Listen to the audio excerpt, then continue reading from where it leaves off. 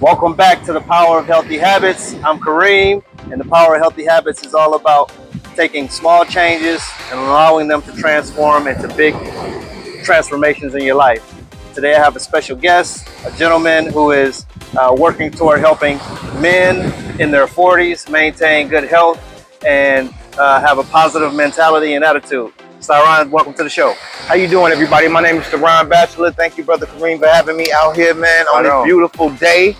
This brother is not only a motivation, but also he checks in and makes sure that other brothers are good, man. So please subscribe, like, follow the brother and all that he does.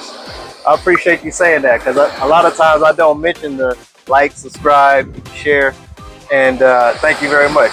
I appreciate you also offering me to come and work out with you as well. Yes, yes. And the brother had me out on the beach out here looking like we was recreating Rocky 2, literally up right on, right on. Jump ropes and everything, and the people in the background talking that because they're funny. But it was a good time. It was a good time, man. So definitely an honor to be here, brother. Thank you. Thank you so much.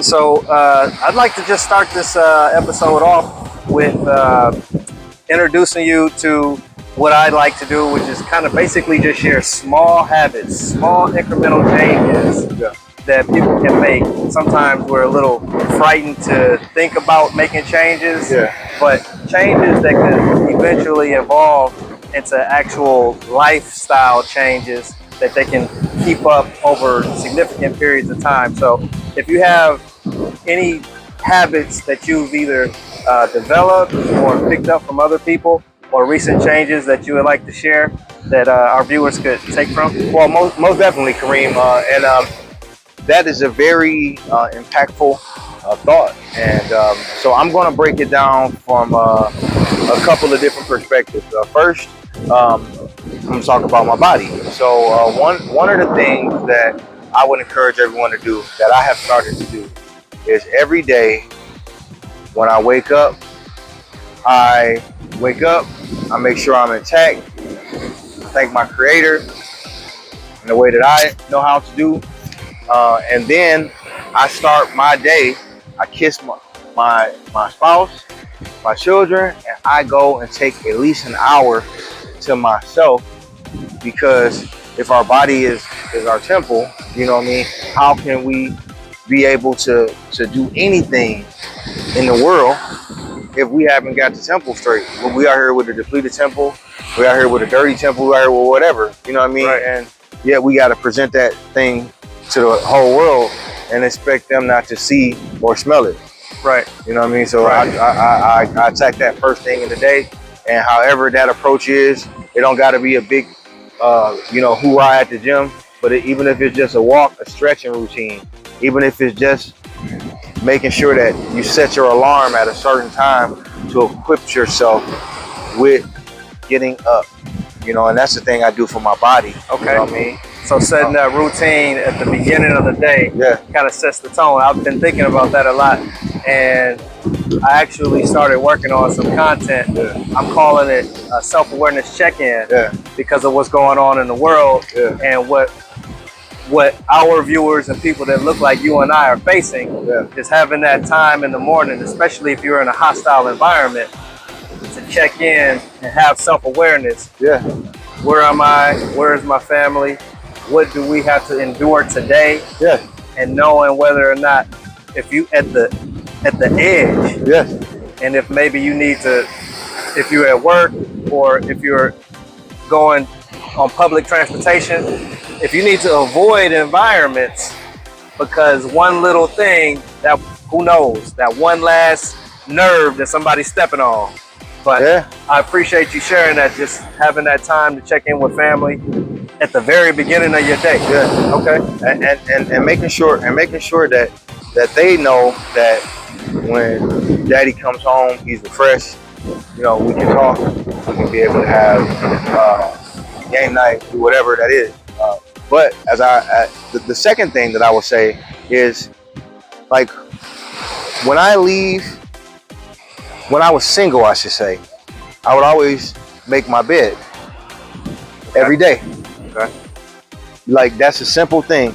If you start your day by making your bed, taking the time to say, okay, you know what? I'm not giving myself an option to get back into the bed, nor am I giving myself the ability to say that I was shiftless today because I don't have any kind of physical marker of where I have been or what I have done, because it all looks the same if it's messed up.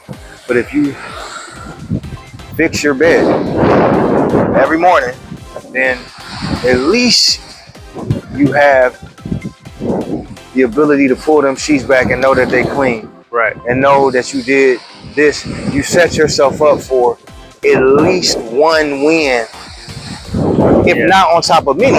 But who knows what the world throws at you. Right. But at least my bed is clean and it's made, and I can feel like I'm somebody.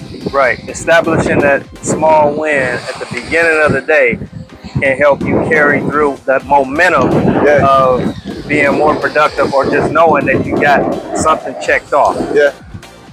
And the last thing I will say is something that I do at night. Okay. And it's something that I have been doing recently. So I'm a husband and a father, and we all go through different challenges, regardless of wherever you're at. Being single, being married, traveling, but we're traveling with 2 young children, right? And living abroad, and so that comes with its own struggles. But one of the things that I learned is I have taken the responsibility of making sure that before I go to bed at night, my home is clean to my standard, because I clean it myself.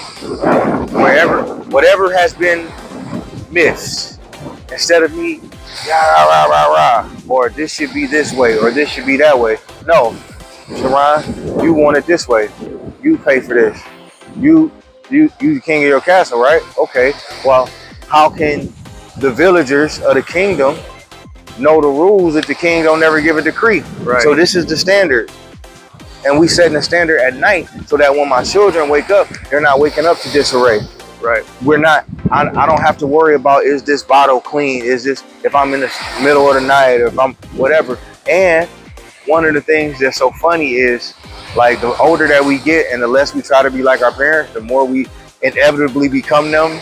Because, like, I'm the dude now that, like, the dishes have to be washed and put away. Like, if it ain't put away, it's not done. Like, you know what I mean? And so it's like I've taken the time and making sure that I'm taking the silverware, getting it out of the air dryer, you know what I mean, and putting it away.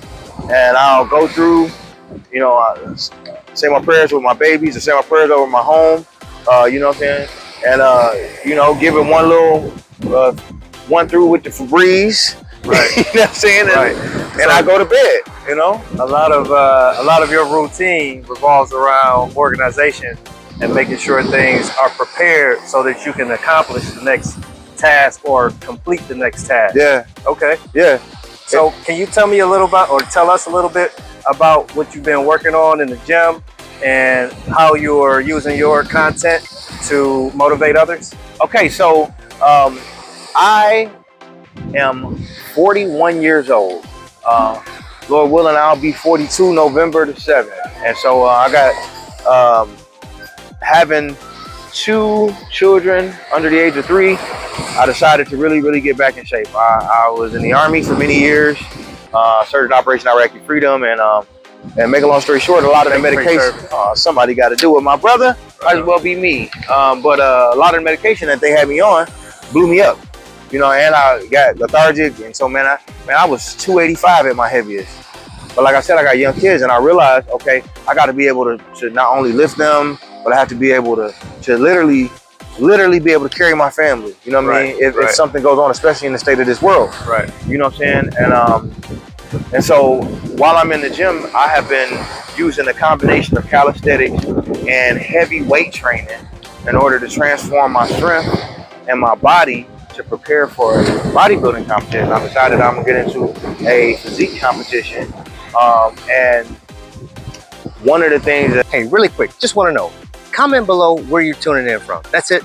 All right, thanks, peace.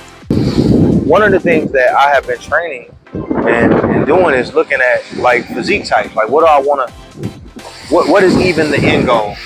And so, like, I love classic physiques. Like, me and you were just walking, we were talking about Apollo Creed. Like, Right. for our generation, like, Apollo Creed is that's the standard. Yeah. Like, the old one. Yeah. Not, you know what I'm saying? I know this, I'm just saying. But it's like Apollo Creed and Rocky 1. and Rocky 1. What? Yeah. Madness. That's the physique goal. You know what I'm saying? You know, or if people ever heard of somebody like Sergio Garcia or Noob Sabret, some of these brothers, man, they were really built, man. And so it's like, you know, they had a classic look. And so my thing is, And you're all natty, right? I'm all natural. You know what I mean? And I'm definitely. I definitely take my vitamins though, you know what I mean? So I'm at the age where I do have to do supplementation. There's no way around that. Like, you know what I'm saying? When I'm talking about, so vitamin D, very quickly, part of the reason why I moved down here is vitamin D. It has a huge effect on muscle growth. So if you overload on it, it turns off the myostatin gene, which helps you to be able to control muscle growing. So you can get stronger and stronger simply by increasing your exposure to vitamin D, which is why we stand in the sun, which is why we shine, why we always outside exercise. So that's part of the thing that we got going on. Pause for a minute. Yeah. And it's so interesting because that I've been taking vitamin K, I've been taking ashwagandha, making sure I do my green teas, and really just trying to take the ability of the fresh produce, availability of the fresh produce, Right. That's in here. So you got the combination of your workout routine, and then your supplementation, getting actual vitamin D from the sun. Yeah. That's one thing I really talk about too, because it's not just working out. We can be working out, but for me, working out outside, get in the sun, or if it's just running, if I'm doing cardio, it makes a big difference. If people are going to the gym, sometimes you can't, if you were in a zone, say the northern United States, from around this time of year until maybe April, depending on where you are, you might not have much sun. Yeah. So it makes a difference where you are in your environment. And then you also mentioned your diet. Yeah. Having the fresh produce with maybe less chemicals. Yeah. Maybe it's not all organic, but you have a variety of vegetables and fruits. Yeah. So what are some of the foods that you have added to your diet since you moved into this environment? So definitely heavy. So I don't want to say honeydew. Melons though. But melons. So all of the different melons. So whether it is, so I always was a big watermelon guy. But down here, I've been able to get into like the honeydew. I've been able to get into the cantaloupe a lot. And then there is, I can't pronounce it, but What color is the meat? it's purplish. Purplish? Yeah. Okay. I don't know if I know that one. But my wife has put me up on a lot of different things that have helped us in our daily diet. Okay. Here, and What about hydration? Are you getting any coconut water? so we definitely a lot of coconut water. Definitely a lot of just water in general. But I've been getting more of my water from watermelon and melon. It's very very hydrated. Yeah. And making sure that when I am drinking water, it's really during the midst of a heavy workout. Sure. Getting that hydration right then, right in there, because once you start feeling thirsty, man, it's dehydrated.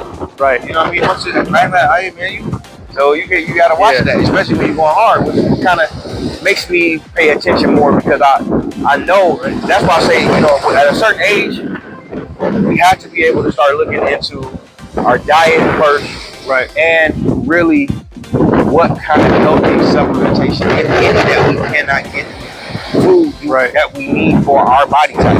I can't tell everybody what that is, But man, I was tired of having aches and pains and all of that. And I still deal with them. But at the end of the day, you don't exercise and you have, like I have neuropathy. Okay. So when you don't exercise and you suffer from neuropathy, exercise makes you able to deal with pain better. Okay. And so as you don't exercise, the pain intensifies. Okay. So and I can prove it to you. So people who may have neuropathy, Yes. what you're saying is the more that you exercise, the less you suffer from the, I don't know if it's a disease or if it's a condition, but the less suffering you have from that condition. Yeah, because it's just like okay, when we any of us just do push-ups regular, no matter how many, when we first start, we're gonna be sore. Right. But then after a while, you're not sore. Right. No, you know what I'm saying? And then you have to even do push-ups for you to build up to be able to work out with push-ups. Right. If that makes sense. Right. So once you're able to do that, we'll better understand that concept. So that's why I try to explain to the audience. It's not, so super deep. It's just that simple. Like, man, it makes you be able to say, okay, well, I'm less sore. So if I may interrupt you here or add to what you're saying, when you mentioned a little while ago that the heaviest you got up to was 285. To come back to where you are now, and I don't know if your goal is to lose more weight, but what were some of the first things that you started doing to help yourself come back to come back in this direction? I stopped eating pizza. Okay. Like, so I'm from Detroit, and you know what I'm saying, Midwest town, and a lot of people don't know it. It's a big pizza town. I mean, Detroit style pizza starting to take over. It was just pizza where I'm from, and we ate it all the time. And it was our comfort food. It was inexpensive. We always got a spot and somebody make. You know what I mean? And so, So you talking Papa Do's? You talking?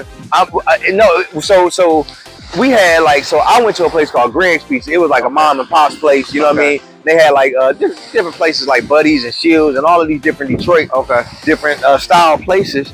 But when I started to realize that the diet that I was built on was all carbs, very little protein, all processed meats if it is protein, and your metabolism is slowing down.